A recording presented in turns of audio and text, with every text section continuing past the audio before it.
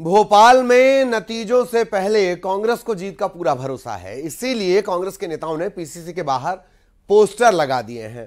Poster में जीत की अग्रिम बधाई दे दी गई है और पोस्टर पर स्लोगन भी जबरा लिखा हुआ है कि जनता का निभाने साथ फिर आ रहे हैं कमलनाथ। न्यूज़ 18 ने जायजा लिया।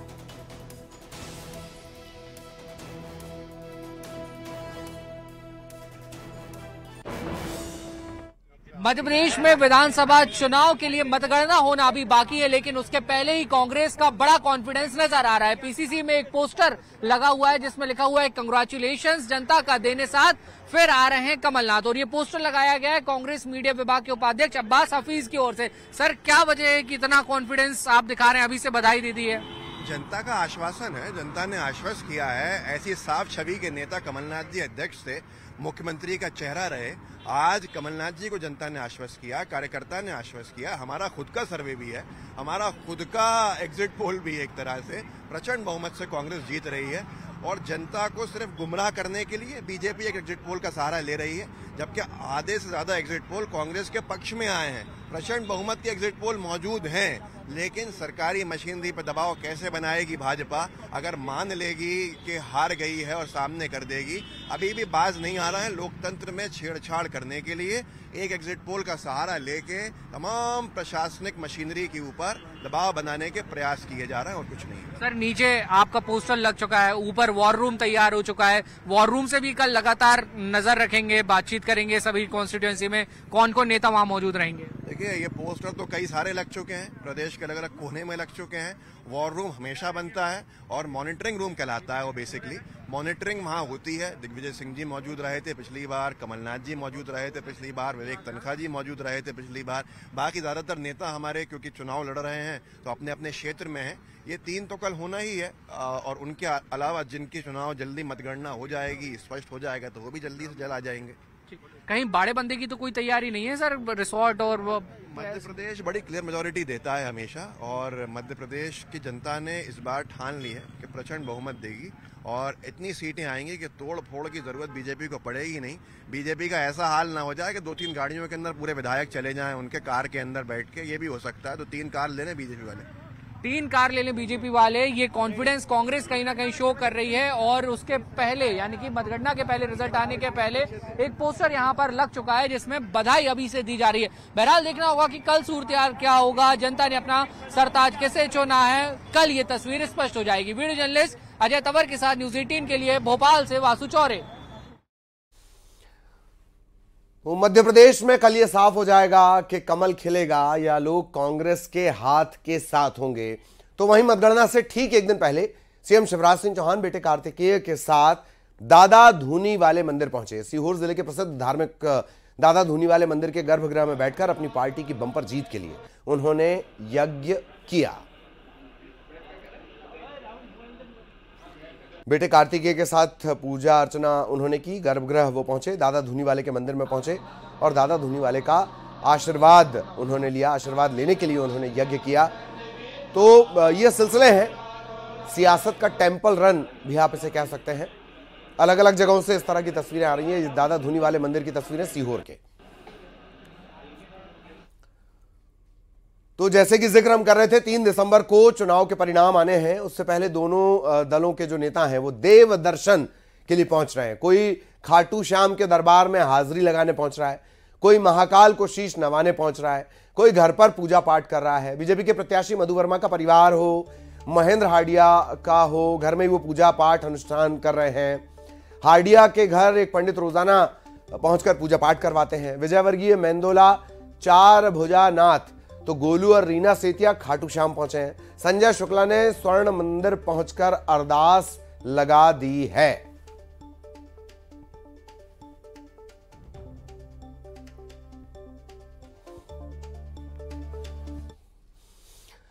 इधर इंदौर के नेहरू स्टेडियम में काउंटिंग को लेकर तैयारियां पूरी कर ली गई हैं। तकरीबन 2000 पुलिस वाले सुरक्षा में तैनात किए गए हैं।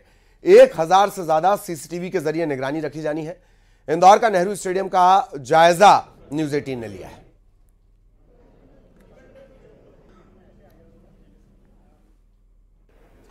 नेहरू स्टेडियम में काउंटिंग होना है और सुरक्षा व्यवस्थाओं की तैयारियों को लेकर खुद उसका जायजा ले रहे हैं इंदौर पुलिस कमिश्नर मकरंद देवस्कर सर। उनसे बातचीत करेंगे। सर, कल अगर सुरक्षा व्यवस्था की बात करें तो कितनी रहने वाली है? कल इम्पोर्टेंट डे है। कल सुरक्षा व्यवस्था के लिए लगभग 1000 आदमी यहाँ पर लगाए जा रहे हैं और त्रिस्तरीय सुरक्षा व्यवस्था लगाई जा रही है, जिसमें आउटर कॉर्डन, इनर कॉर्डन और कोर एरिया जो है जहाँ पर एक्चुअल मतगणना होगी वहाँ पर ये व्यवस्था रहेगी। सभी का जो एंट्री है वो स्ट्रिक्टली बाय पास इंश्योर किया जाना है। मोबाइल फ़ोन्स सिर्फ आरओ और एआरओ को ही रखने की अनुमति इलेक्शन कमीशन ने दी है। तो इन सभी निर्देशों का पालन सख्ती से कराए जाने का उद्देश्य रहेगा। इसके अतिरिक्त रुझानों के अनुसार शहर में भी कुछ स्थितियां निर्मित हो सकती हैं, तो उससे निपटने के लिए भी पर्याप्त रिजर्व बल जो है जगह जगह पर रखा जा रहा है। सर, क्या हमने कुछ संवेदनशील इलाके भी कुछ चिन्हित कर रखे हैं क्या? देखिए, ये कुछ ट्रेडिशनली संवेदनशील इलाके हैं, वहाँ पर पर्याप्त फोर्स जो है वो रखा जा रहा है। सर, एक आखिरी सवाल, जैसे जैसे रुझान आने लग जाते हैं वैसे वैसे कार्यकर्ताओं का उत्साह बढ़ने लग जाता है, उन्हें क्या जो नेहरू स्टेडियम के बाहरी बैरिकेड लगाकर रोका जाएगा, कैसी व्यवस्थाएं रहेंगी? देखिए, नेहरू स्टेडियम के अंदर तो कोई भी बिना पास के नहीं आ पाएगा। बाकी जो बाहर जो लोग एकत्रित होंगे उनको जो है व्यवस्थित रूप से कंडक्ट करने के लिए पर्याप्त पुलिस बल लगाया जा रहा है। ये तस्वीर भी हम आपको दिखा रहे हैं नेहरू स्टेडियम से, जहां पर इंदौर पुलिस कमिश्नर अपने अधिकारियों के साथ में जो पूरा नेहरू स्टेडियम उसका मौका मुआयना कर रहे हैं कि कहां पे कैसी व्यवस्थाएं रहेंगी। और उन्होंने बताया कि काउंटिंग दिन 3 स्तरीय यानी 3 लेयर की सिक्योरिटी इंदौर के नेहरू स्टेडियम में रहेगी और संवेदनशील इलाके जो चिन्हित किए गए हैं वहां पर एक्स्ट्रा फोर्स भी लगाए जा रहे हैं। वीडियो जर्नलिस्ट संजय बुआ के साथ मिथिलेश गुप्ता, न्यूज 18 इंदौर। इधर भोपाल में भी मतगणना की तैयारी जोर शोर से जारी है। चुनावी धुरंधरों की माने तो इस बार मतगणना रोचक हो सकती है। बीजेपी कांग्रेस पूरी तरह से तैयार है। CM Shivraj, VD Sharma, PCC chief Kamal Nath, Digvijaya Singh खुद मोर्चा संभाले हुए हैं। हर परिस्थिति के लिए राजनीतिक दलों का प्लान तैयार है। किस स्तर पर तैयारियां चल रही हैं वो देख लीजिए। विधानसभा चुनाव के परिणाम आने में बस 24 घंटे बाकी रह गए हैं। इलेक्शन कमीशन के साथ कांग्रेस और बीजेपी दोनों दल भी पूरी तरह से तैयार हैं, क्योंकि जिस तरह के चुनावी रुझान अब तक सामने आए, पोल सामने आए हैं, बीजेपी और कांग्रेस के बीच लगातार अच्छी फाइट जो है वो कहीं ना कहीं देखने को मिल रही है। आधे एग्जिट पोल्स में बीजेपी को बढ़ाते तो वहीं आधे कांग्रेस की सरकार बनने का मध्य प्रदेश में दावा कर रहे हैं। इस सबके बीच इलेक्शन कमीशन ने काउंटिंग के लिए जो तैयारियां हैं वो पूरी कर ली हैं। सुरक्षा के भी कल पूरे प्रदेश में चाकचौबंद इंतजामात रहेंगे। मध्य प्रदेश पुलिस के साथ सेंट्रल की जो एजेंसियां हैं वो भी तैनात की गई हैं, ताकि पूरी मतगणना के दौरान जो शांति व्यवस्था है वो कायम रहे, वो बनी रहे, कहीं पे भी किसी तरह से अशांति और अफवाहें ना फैले। सबके बीच बीजेपी और कांग्रेस के दिग्गज नेता प्रदेश कार्यालय में मौजूद रहेंगे, जहां पर वॉर रूम्स जो हैं उन्हें स्थापित किया गया है। पीसीसी चीफ कमलनाथ, दिग्विजय सिंह, अरुण यादव जैसे तमाम बड़े नेता कांग्रेस के लिए मोर्चा संभाले हुए नजर आएंगे। सुरेश पचौरी भी वहां मौजूद रहेंगे। तो वहीं बीजेपी की अगर बात करें तो मुख्यमंत्री शिवराज सिंह चौहान, प्रदेश अध्यक्ष वीडी शर्मा, संगठन महामंत्री समेत अन्य नेता जो हैं वो प्रदेश कार्यालय में वॉर रूम में मौजूद रहेंगे और पल पल का जो अपडेट है तमाम विधानसभा क्षेत्रों से लेते हुए नजर आएंगे। बीजेपी कांग्रेस दोनों ही दलों ने अपने प्लान बी भी तैयार कर रखे हुए हैं। परिणामों के अनुसार उनको भी कहीं ना कहीं इंप्लीमेंट किया जा सकता है। तो कहीं ना कहीं इस पूरे मध्य प्रदेश के विधानसभा चुनाव में जो निर्दलीय उम्मीदवार हैं, जो सपा, बसपा, आम आदमी पार्टी के प्रत्याशी जो इस पूरे चुनाव में बढ़त लेंगे, तो उनसे भी लगातार संपर्क किया जाएगा। उनका भी समर्थन जुटाने की जो कोशिश है वो की जाएगी। अब देखना होगा कि मध्य प्रदेश में इस बार किसकी सरकार बनती है। तो बेसब्री से जनता से लेकर राजनीतिक दलों को, प्रत्याशियों को इंतजार है तो सिर्फ इस बात का कि कल के ऐतिहासिक दिन जनता ने अपना सरताज कैसे चुना है। महिलाओं की जो बम्पर वोटिंग हुई है वो किसके साथ इस बार गई है और कांग्रेस आदिवासियों के, महंगाई के, भ्रष्टाचार के मुद्दे को भुनाने में कितनी सफल हुई है। वीडियो जर्नलिस्ट अजय तंवर के साथ न्यूज 18 के लिए भोपाल से वासु चौरे। इधर खरगोन जिले की सभी 6 विधानसभा सीटों के लिए मतगणना की तैयारी पूरी हो चुकी है। जिला प्रशासन ने 3 लेयर सिक्योरिटी इंतजाम किए हैं। कलेक्टर ने खुद सभी इंतजामों का जायजा लिया है। वहीं जिला कप्तान ने खुद ही प्रवेश और निकासी के द्वार का जायजा लिया।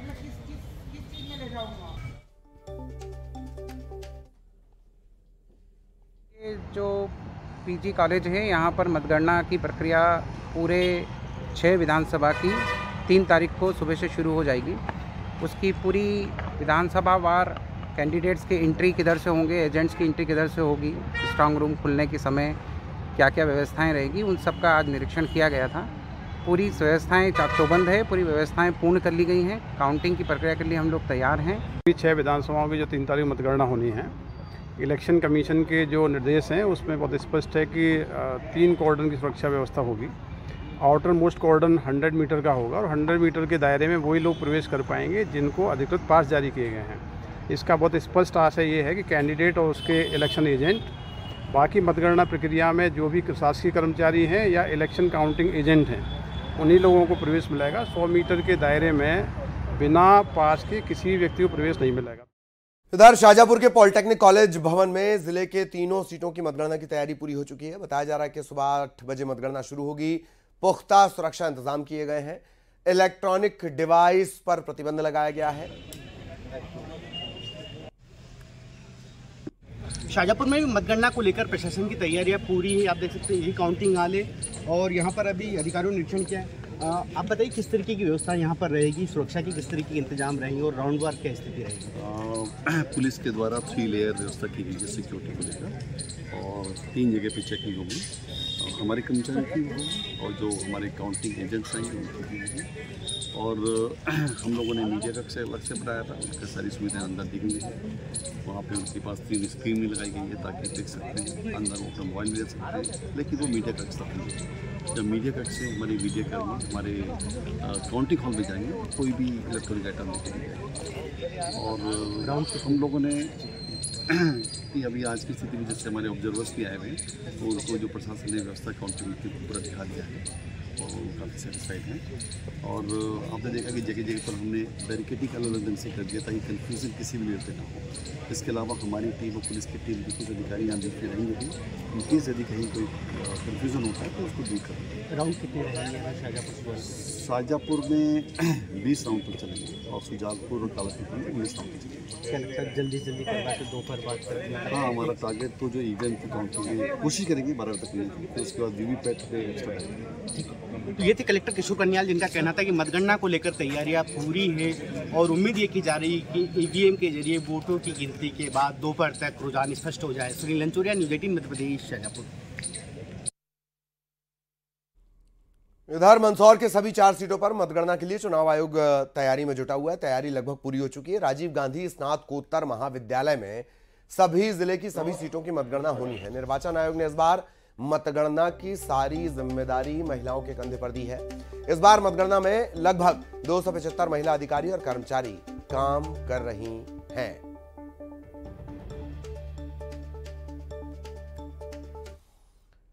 और नतीजों से पहले पूर्व नेता प्रतिपक्ष धर्मलाल कौशिक, छत्तीसगढ़ की हम बात कर रहे हैं, उन्होंने बड़ा बयान दिया। उन्होंने कहा कि कांग्रेस हार के डर से अफवाह फैला रही है। ऑपरेशन लोटस जैसी कहीं कोई बात नहीं है।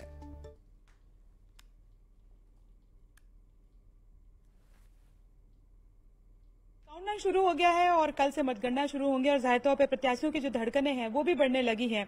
धर्मलाल कौशिक हमारे साथ मौजूद हैं, उनसे बात करते हैं। बीजेपी के वरिष्ठ नेता हैं। सर, क्या कहेंगे? एग्जिट पोल जो बता रहा है कि यहाँ तो एक तरह से कि कांग्रेस ने बढ़त बनाई हुई है।